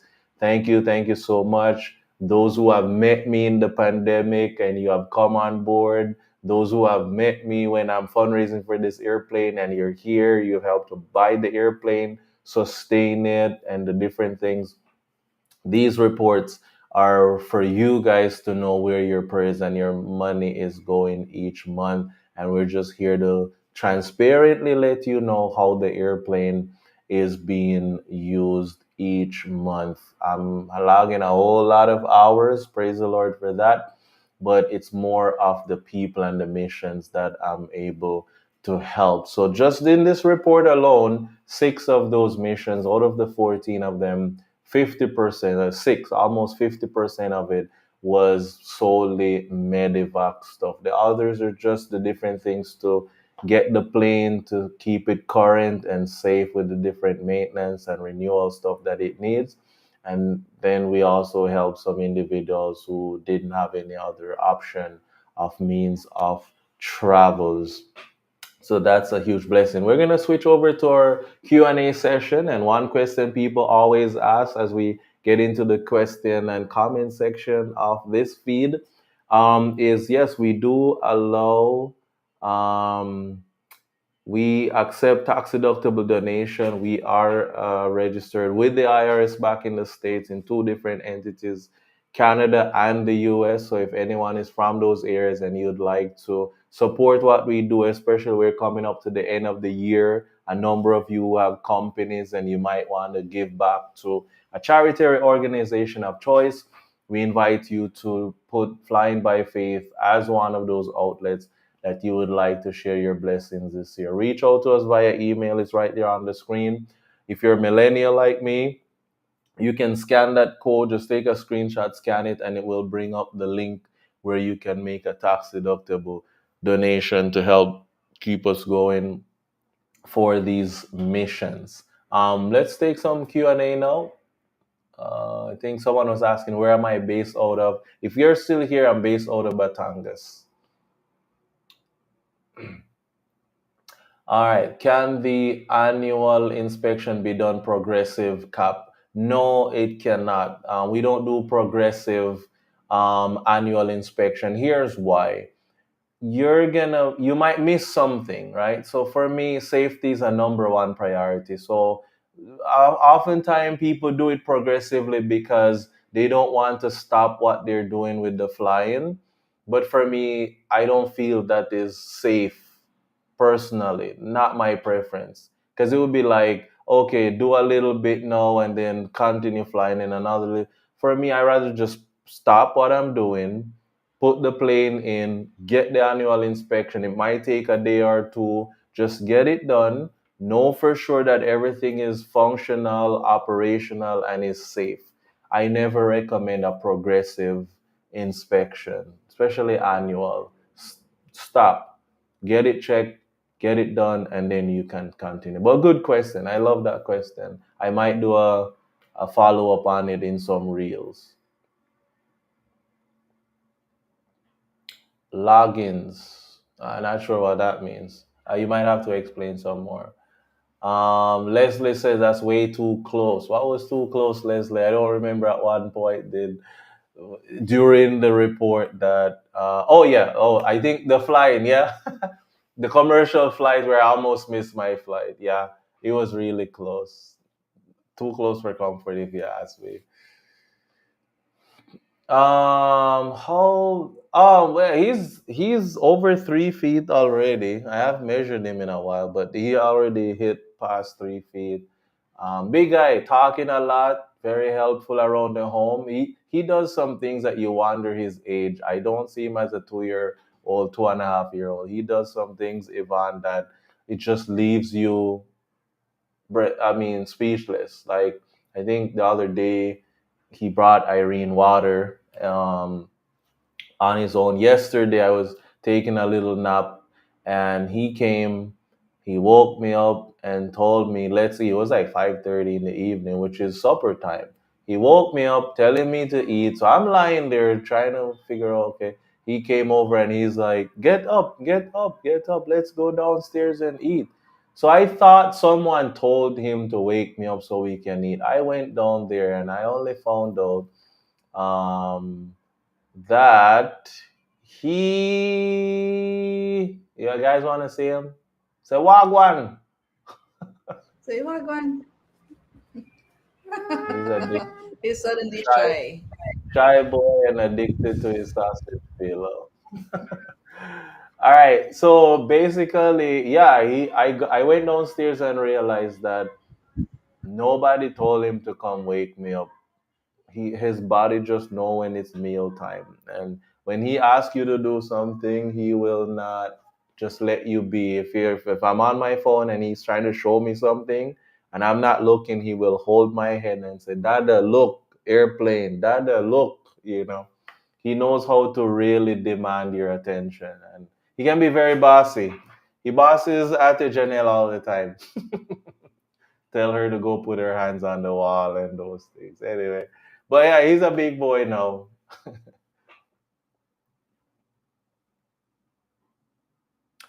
Happy Sabbath to you, Herbert, as well. Thank you so much. God bless you as well. Yeah, God has been blessing our mission work. We love what we do. It's amazing and awesome opportunity to serve the Filipino people. And we can't do it without people like yourself who give us these nice, wonderful, heartwarming messages. Happy Sabbath to you as well from the Philippines. And God bless. Thank you for commenting. Appreciate it. Thanks for the prayer and the hearts. Trevor Benjamin. Oh, Trevor, man, he's from Trinidad, Doubles. Send me some doubles. Hopefully, I'm really tied up, but I would love to see how we can make it happen. I know you wanted to plug me into your classes this sem again. Reach out to me. Let me see what the schedule look like, and if I'm free, I'm more than willing to do it. But yeah, man, all is well. Has its challenges, but we always keep going. Thank you so much, Ivan, for the prayers. Those are the Those prayers keep us going all the time. Without them, we would be a mess for sure. No way we can survive without those prayers.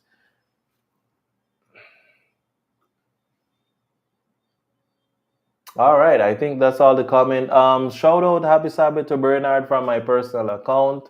Shout out to brother Brad Ball there in the States. Tinashe says thank you for the phenomenal work you're doing, Kuya. Happy Sabbath. Happy Sabbath to you as well, Tinashe. Happy Sabbath, Jennifer Kamanzo. Happy Sabbath to you as well. Any other questions you guys have? Now is the time. If we don't see any other questions, we're gonna transition to our prayer session. So May is gonna be leading out with that.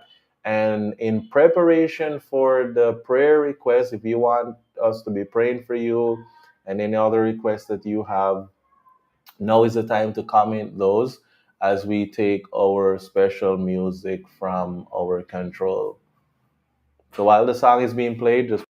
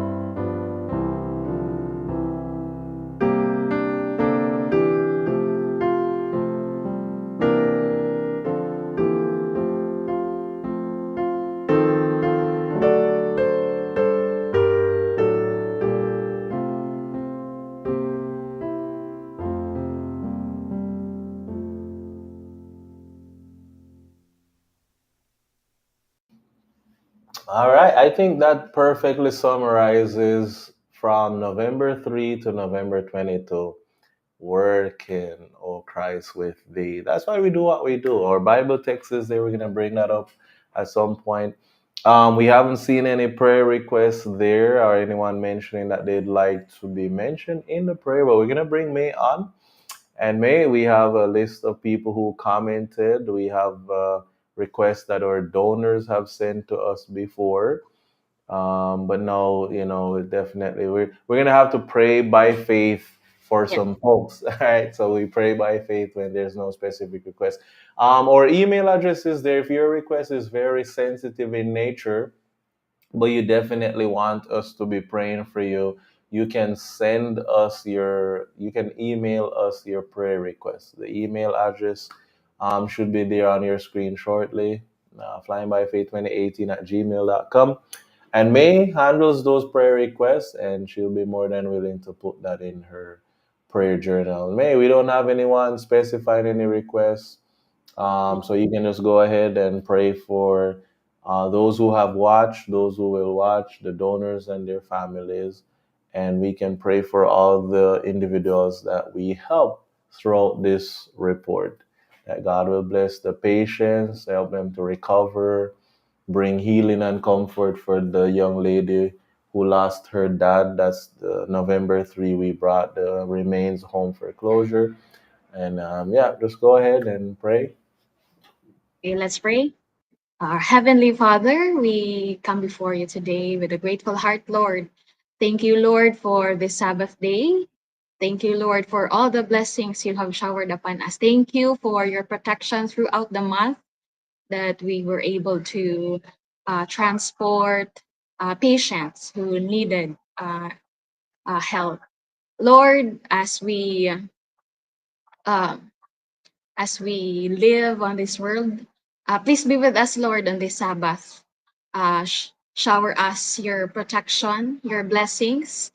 Um, Bless this ministry, O Lord, that it will may help more patients or more people that needs help, and extend your healing hands, Lord, to those people, to those patients that needs your healing. May it be physical, mental, emotional, and spiritual, Lord.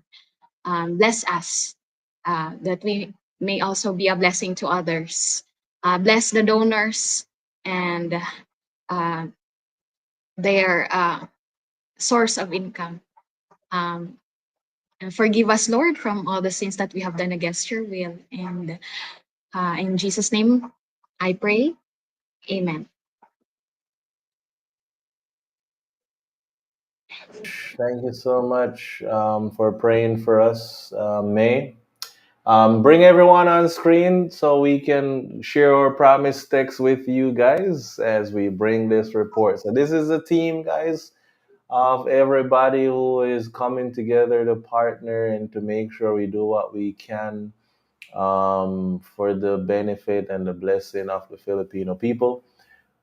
We have with us May. She helps out with the office and the avionics upgrade and whatever else she can do with the airplane and around the base. Janelle is an aspiring missionary nurse who helps to keep the home intact by partnering up with Irene and helps to take care of Jose as well. And then we have some, efforts that we're doing to try and get her into school soon. So keep that in prayers. We have Nurse Nelson below, our flight nurse. I mean, with us now, what, 9 months, nurse, coming on 10? All right, 9 months going on 10. So this is a little team of us that we God has brought to this base. We're open to have new people coming in to help with more. There's more things that transpired during the course of November 3 to November 22, but we have chosen these ones to share these with you. Hope you are inspired and encouraged to know that God has been faithful. He's awesome and He continues to provide. And here we are, doing our best to do what we can with the resources that He entrusts with us to help those who come knocking on our hearts' doors. Nurse, I believe we can let you read our promise text for us this week. I know that's one thing you always make sure we never forget to share. Matthew 25, verse 40, and we're going to ask Nurse Nelson to read that for us ever so kindly.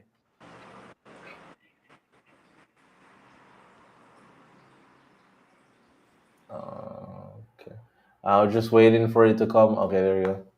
Matthew 25, verse 40. Verily I say unto you, inasmuch as ye have done it unto one of the least of this my brethren, ye have done it unto me. All right, thank you so much. So when we helped the young lady with the cadaver, Jesus said, "You did it unto me." All those medivacs, all six of them, Christ said, "That's doing it unto me." Individuals who would have a real challenge in traveling, we stepped in and we are a blessing to them. Christ said, "In as much as you have done it unto the least of these, you have done it unto me." Little heads up coming up. We do have some pending requests, possibly today into tomorrow. So keep tracking the channel and you'll be able to keep abreast with our missions and the different progress report and keep our prayer requests. We'll just share that with you one more time, the list of things that we would want you to put in your prayer journal. It should be popping up on your screen right now. So remember those things in your prayers so that when they come through on our end, we're more than willing to let you know how God continues to provide. So that's our list of things that we are praying for. And we ask for you to partner with us so we can see the answer to those things that we are praying for. Right. Good news coming up. We have a volunteer. Yeah, so stay tuned, guys. We have a volunteer who is willing, one of our contact, very dedicated over the years, Ma'am Nanette, Nurse Nanette, who has retired, living there in Cuyo. She has said yes to being interviewed. Isn't that exciting? So what I'm gonna be doing is I'm gonna put posts together. What questions would you like us to ask Mam Nanette, who has been coordinating these Medivac flight over the years? She's so happy and excited to invite us to her home to spend the night. We're gonna bring the camera and everything, and we're gonna get her story, and she's gonna give us some feedback on the impact of these little small planes for the residents of Cuyo Island. Stay tuned for that. The cadaver transport that was done on the 3rd, the video is already edited. We just need a thumbnail, and that should be on our channel sometime early this week. Blessings, everybody. One love. Walk good on behalf of Philippine Adventist Medical Aviation Services and the Flying by Faith social media family. We want to say maraming salamat po sa inyo lahat at God bless din po sa inyo. And yeah, man, little more. One love, everybody. See you again soon. Do not touch that dial. We have something special for you before you go. Happy summer.